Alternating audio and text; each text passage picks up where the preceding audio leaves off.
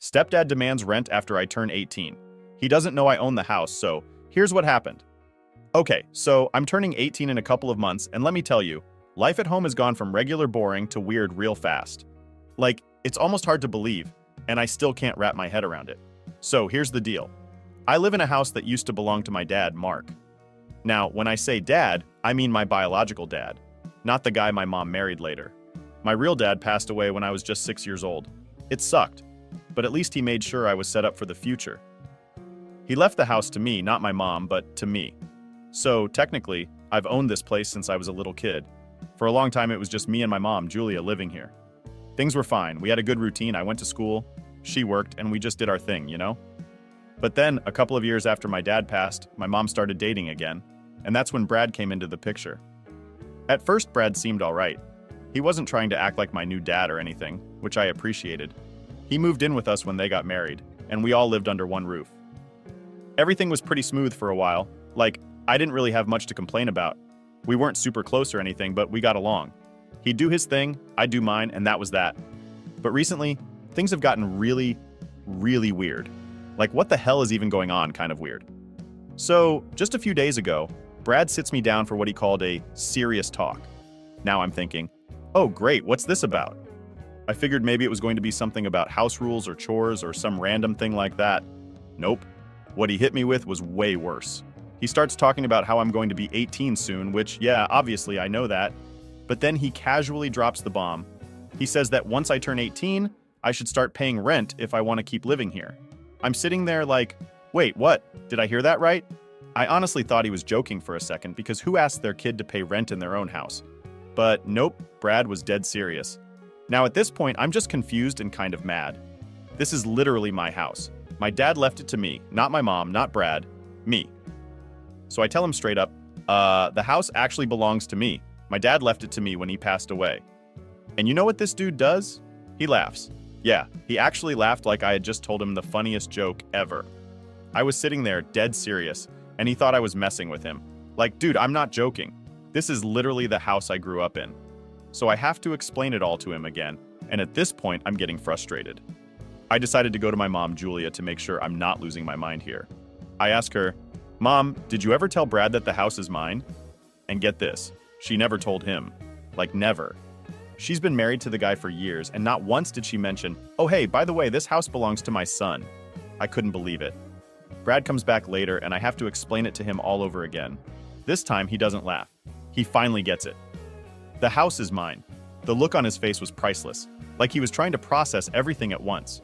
He seemed embarrassed, which, to be fair, is understandable. I mean, how would you feel if you've been living in a house thinking it's your wife's, and then you find out it actually belongs to her kid? But instead of just leaving it at that, Brad tries to justify himself. He's like, oh, I only asked you to pay rent because I thought your mom owned the house, and I was trying to teach you responsibility. Responsibility, he says. Like, I'm not already aware of what's going on in my own life. Sure, Brad, you're really helping me out by asking me to pay rent for my own house. I can tell things are going to get more awkward from here, but I don't back down. I decide to push back a little, see how Brad reacts. The next morning, we're all sitting at breakfast, and the tension in the air is thick. I figure it's now or never, so I drop my own little bombshell. I say, well, since the house is mine, I think it's only fair that you and Mom start paying rent if you want to keep living here after I turn 18. Yeah, I know. It was kind of a power move, but I wasn't going to let him just push me around in my own house. The look on Brad's face, he was completely caught off guard. His mouth actually dropped open for a second before he started sputtering. Wait, what? That's not fair! You can't just expect us to start paying rent? We're family! I couldn't help but raise an eyebrow. Now he's talking about family?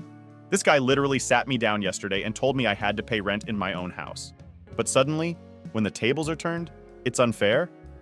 Nah, Brad, you don't get to play that game. I tell him, look, you wanted me to pay rent to live in this house, so it's only fair if you pay rent too. I mean, you're living here, aren't you? He starts getting defensive, saying it's different for adults, and that I shouldn't treat family like this. I just shrugged and said, you didn't seem to have a problem with asking me for rent. Why is it such a big deal now?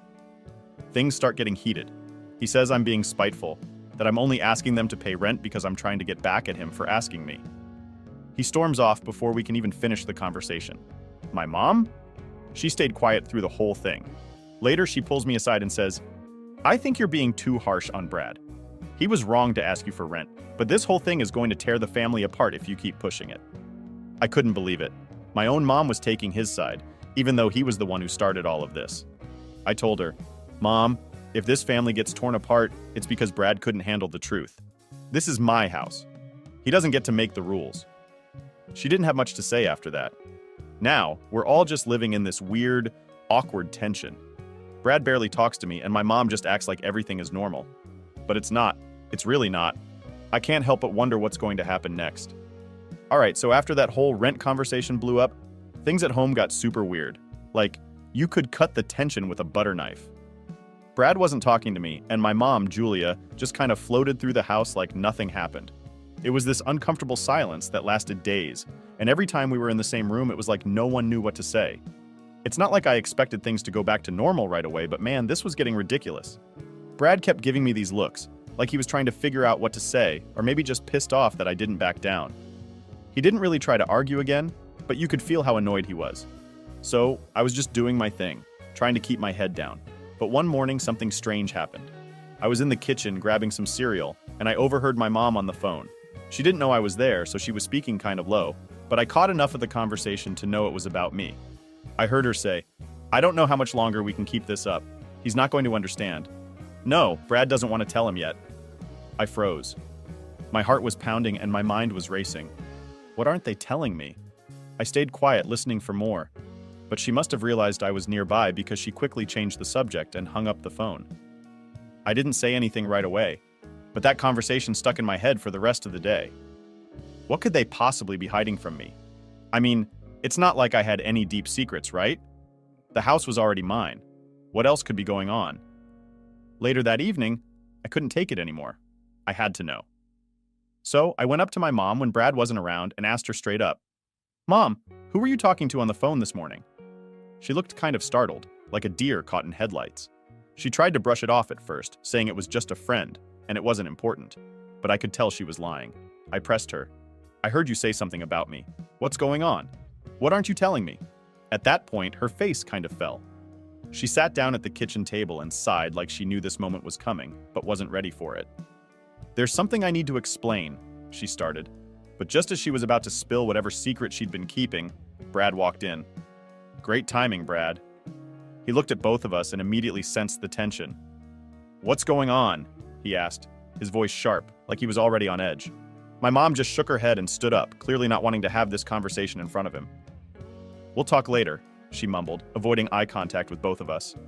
I was pissed, like really pissed.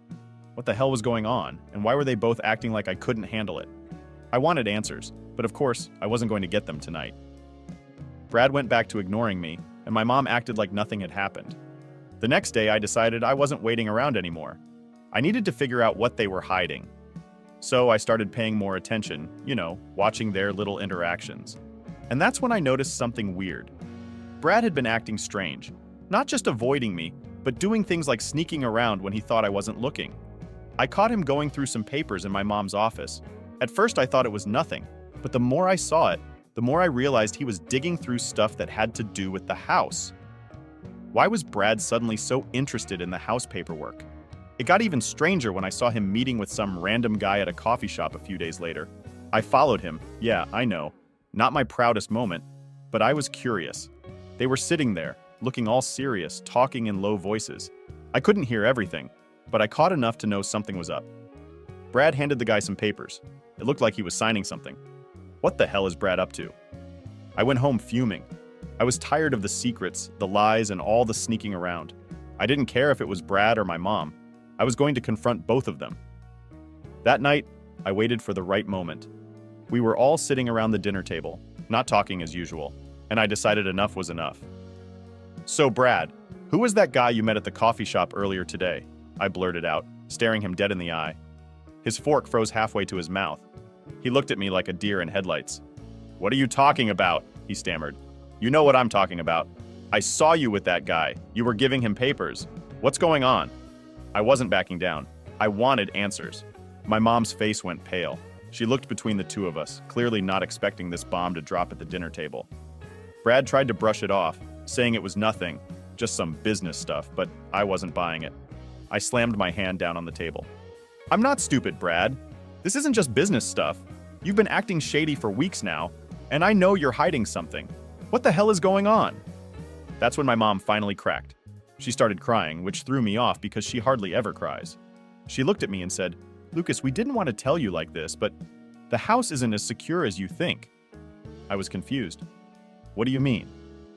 She wiped her tears and continued, "Your dad left the house to you, yes, but there's something we didn't tell you. The mortgage wasn't fully paid off. There's still a significant amount of debt on the house, and we've been struggling to keep up with the payments." I felt like the floor dropped out from under me. What? Why didn't you tell me this sooner? Brad chimed in, clearly uncomfortable. We didn't want to worry you, especially with everything coming up like your 18th birthday and all. I've been trying to figure out how to handle it without involving you, but it's complicated. Complicated? That didn't even begin to cover how I was feeling. Suddenly, everything made sense. Brad's weird behavior, my mom's cryptic phone call, the tension. They were both trying to figure out how to deal with this massive debt hanging over my head, and they hadn't told me any of it. I sat there in stunned silence as my mom tried to explain more, but honestly, I wasn't listening anymore. All I could think about was how everything I thought I knew about my own house, my own life, had been a lie. So after that huge reveal about the mortgage and the debt, I was feeling completely thrown off. I mean, 1 second, I thought I had everything figured out. This house was mine. End of story, right? But now, I'm sitting there realizing that it's way more complicated than I ever imagined. It wasn't just about Brad being shady anymore. This was about the house itself, my future, and honestly, my whole life turning into a mess I didn't sign up for. That night, I barely slept. I was lying there in my bed staring at the ceiling, just replaying everything over and over in my head. The whole thing about my dad leaving the house to me? Well, yeah, that part was true. But now there's this massive debt hanging over my head. And apparently, no one thought to tell me until it was too late. My mom and Brad had been struggling with the payments for God knows how long, and instead of coming to me earlier, they just let it pile up. The next morning, I couldn't take it anymore. I had to get to the bottom of this. So I sat down with my mom again, this time without Brad around. I needed some straight answers from her. Okay, Mom, explain it to me. How much debt are we talking about? How far behind are you guys on the payments? I asked, trying to stay calm. But inside, I was a mix of anger and anxiety. She looked so uncomfortable, like she didn't want to answer, but I wasn't letting her off the hook this time. She sighed and said, "Lucas, it's about $80,000. We've been behind on the payments for almost a year now." My jaw practically hit the floor. $80,000? How the hell do you let it get to that point without saying anything? Why didn't you tell me this sooner? I've been living here thinking everything's fine, and now you drop this on me? I didn't want you to worry, she said, which honestly pissed me off more than it helped. Like, yeah, great, Mom. Let's just wait until I'm 18 and drop an $80,000 bomb on my lap. That'll make everything easier. I'm old enough to handle it, I told her. You should have told me when things started going south. She didn't have much to say after that. Just more of the same, we didn't want to burden you stuff, which frankly didn't cut it anymore. Then I realized something even worse. Was Brad trying to fix this whole situation by himself? Like, is that why he was sneaking around with paperwork? I had a bad feeling about this, so I decided to confront him. I caught him later that day while he was in the garage messing with his car. I walked right up to him, not wasting any time. "Brad, I need to know what you've been up to. I saw you meeting that guy, giving him papers. What are you doing about the house?" He looked at me like he'd been caught, which he totally had. He fumbled around with his words for a bit before saying, "I'm just trying to figure things out, Lucas. I'm trying to fix this." "Fix this how? What's your plan?" I pressed, because I knew damn well he didn't have some miracle solution. Brad finally came clean, and what he said made my blood boil. "I've been looking into getting a second mortgage or refinancing the house to cover the debt," he said. "Excuse me? A second mortgage?" I couldn't believe what I was hearing. "You're going to dig us into even more debt? Are you insane?" He tried to justify it, saying it was the only way to keep the house, but I wasn't buying it. "That's a terrible plan, Brad. You're just kicking the problem down the road. We're already drowning in debt, and you think taking out more is going to solve anything?" He didn't have an answer. Of course he didn't. I could see in his face that even he knew it was a stupid idea. But he didn't know what else to do. I was so mad, I just walked away. I needed to clear my head. I grabbed my jacket and left the house, just wandering around the neighborhood for a while, trying to make sense of everything. The more I thought about it, the angrier I got. This whole mess could have been avoided if they had just told me sooner. Now, I'm stuck trying to figure out how to dig out of an $80,000 hole with no real plan. I spent the rest of the day just thinking about what to do. Part of me wanted to sell the house and get out from under all the debt. But at the same time, this was my house. My dad's house. The thought of selling it felt like giving up. Like letting go of the one thing my dad left me. I couldn't do that. But keeping it meant dealing with all this financial crap I wasn't ready for. That night, I sat down and started looking into my options. I Googled everything I could about mortgages, debt relief, selling houses, whatever I could find that might give me a way out of this mess. It was overwhelming, and honestly, I felt like I was drowning in information. But one thing became clear. I couldn't trust Brad to handle this. He was only making things worse, and I had to take control before he dragged us even deeper into this disaster. The next day, I called a financial advisor. Yeah, I know, sounds super grown up, right? But I figured if anyone could help me figure this out, it was someone who actually knew what they were doing. I explained the situation, about the debt, the mortgage, everything. The advisor laid it all out for me, saying I had two real options.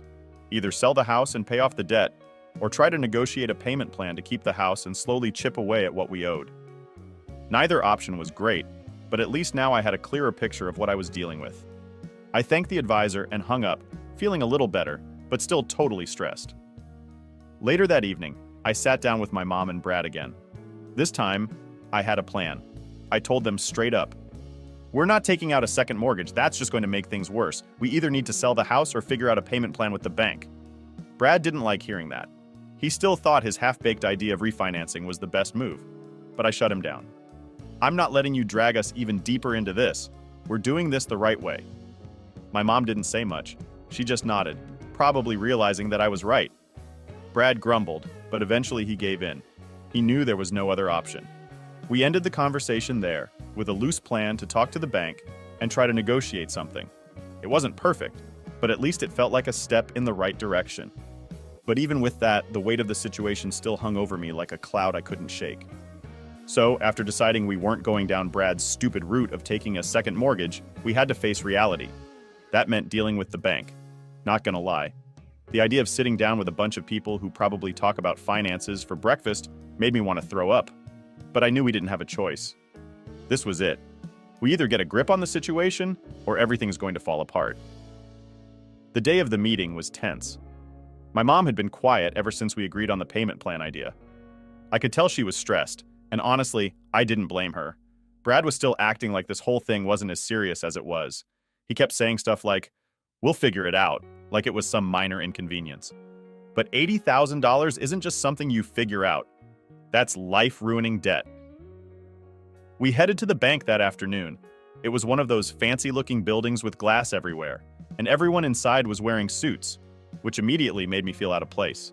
I mean, here we are, a family drowning in debt, walking into a place that looks like it deals with millionaires. Not a great vibe. We sat down with this advisor dude, Gary, who looked way too relaxed for what we were about to talk about. He was polite, but you could tell he's done this 1,000 times. Meanwhile, I was sweating bullets, and Brad was acting like it was some casual coffee meeting.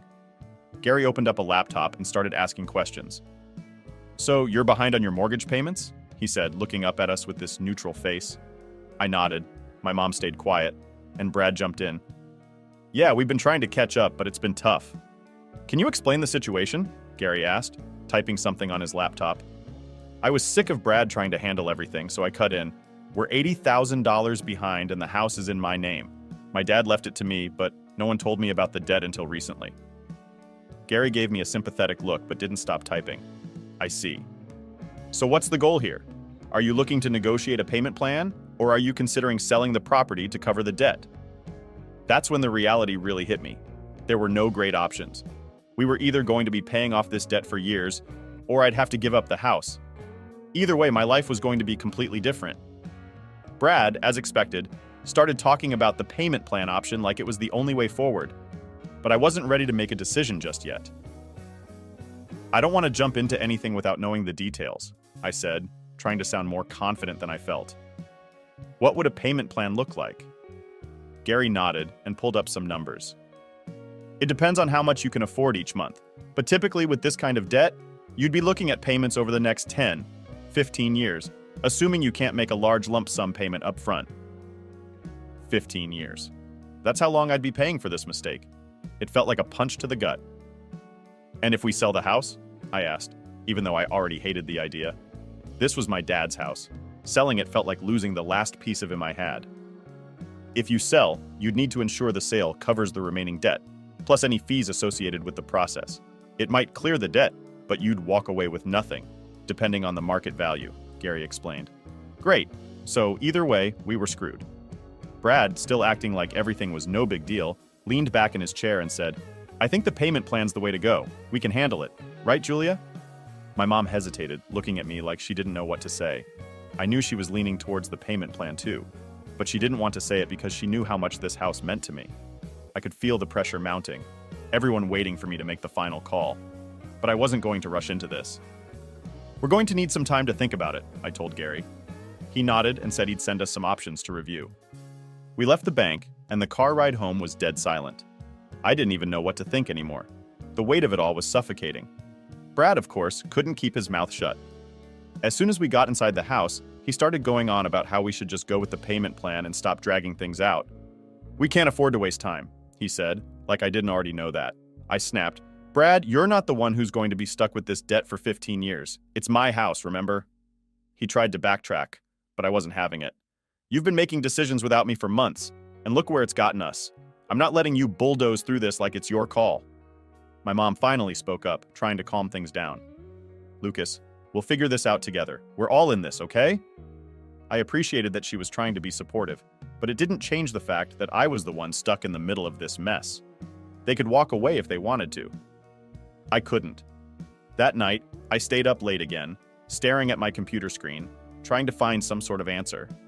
I looked at the numbers over and over, trying to figure out how we could make it work. But every time I thought about making those payments for 15 years, it made me sick. And then, in the middle of the night, an idea hit me. What if I didn't sell the house, but rented it out instead? It was a long shot, but maybe, just maybe, I could keep the house in my name, pay off the debt with rental income, and still hold on to the last piece of my dad's legacy. I started doing research, diving into websites and forums about renting properties. It wasn't going to be easy. There were a lot of legal steps I'd have to take, and I'd need to find tenants fast. But it felt like the best shot I had at saving the house without drowning in debt. The next morning, I told my mom about the idea. What if we rent the house out? We could live somewhere smaller, cover the mortgage with the rental payments, and still keep the house. She looked surprised, but didn't shut it down. It's a lot to take on, Lucas. Being a landlord isn't easy. Are you sure about this? I don't know, I admitted. But I think it's better than selling it or being stuck in debt for the next 15 years. Brad, predictably, wasn't thrilled. You're going to trust strangers to live in this house? What if they wreck the place? I ignored him. This wasn't his decision anymore. It wasn't a perfect plan, but it felt like the only option that gave me a chance to hold on to something. I wasn't ready to let go of my dad's house, and if renting it out was the way to keep it, I'd do whatever it took. After I came up with the idea to rent out the house, things started moving fast. Like, faster than I thought they would. I mean, I had no idea what I was doing at first.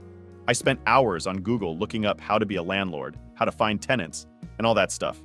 It's kind of crazy how complicated it is. I thought you just put up a for rent sign and boom, you're done. Nope, there's way more to it. First off, I needed to figure out how much rent I could actually charge. I had no idea what the going rate was, so I started looking at similar houses in the area. Some of them were renting for way more than I expected, which was kind of a relief. I was hoping that if I could charge a decent amount, we'd be able to cover the mortgage payments without too much trouble. But I also knew I couldn't just throw out a random number and hope for the best. I had to be smart about this. I sat down with my mom to talk about it. Brad was out, so it was just the two of us. I explained everything I'd been researching, how much we might be able to get for the house if we rented it, and what that would mean for us. She listened quietly, nodding along, but looking a little unsure. I don't know, Lucas, she said finally. It sounds like a lot of work. What if something goes wrong? What if we can't find good tenants? I get it, Mom, I said, trying to stay calm. But this feels like the only way to keep the house. I don't want to sell it, and I definitely don't want to be paying off debt for the next 15 years. This is our best shot. She sighed and looked around the house, like she was trying to picture someone else living here. I knew it was hard for her. She had memories in this place too, even though it wasn't technically hers. It was where she raised me, and where she'd been with my dad before he passed. I could tell she didn't want to let it go either. Okay, she said after a long pause. Let's try it. But we need to be careful, Lucas. This could get tricky. So with her on board, I got to work. I started getting the house ready, cleaning it up, fixing small things that I hadn't noticed before, just trying to make it look as nice as possible. Brad, of course, wasn't exactly thrilled about the whole thing. He kept making snide comments like, "Oh, you're gonna trust random people in your house?" Or, "Good luck being a landlord, Lucas. Hope you're ready for all the headaches." I ignored him.